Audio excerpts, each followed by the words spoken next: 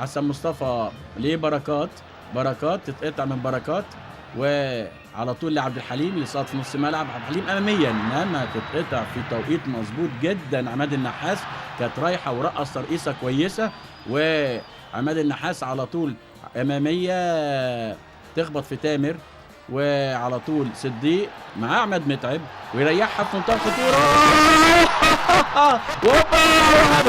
هدف هدف عماد متعب. عماد متعب هدف الاول من هجمه بقياده عماد النحاس، وتروح لابو تريكه تتريح له، القائم يصدها تروح، ومتابعه جيده من عماد متعب في الدقيقه السابعه.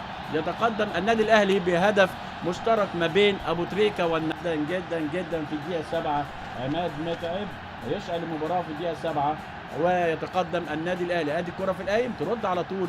هنا التوفيق عدم التوفيق، واحد يقول لك يعني ريحت حلو قوي واحلى، وفي القايم تروح من الراجل اللي ريحها لابو تريكه جميله جميله جميله جميله اهو. هو ما طمعش، وابو تريكه لعبها حلو قوي. القايم تعاطف مع عبد المنصف، ترد اللي بيلعب في نص الملعب دلوقتي ناحيه اليمين لاسلام لبركات، يلعبها لاسلام مره ثانيه، واسلام بيبص والعرضيه وهدف.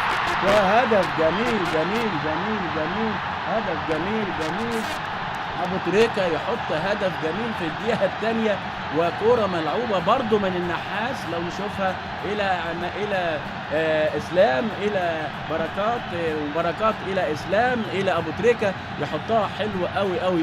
بعد 10 دقائق يتقدم النادي الاهلي بهدفين لعماد متعب في الدقيقه 7. شوف حضراتكم الكوره، شوف هو استقبلها ازاي من ورا تامر، غمزها وحلوه حلوه حلوه.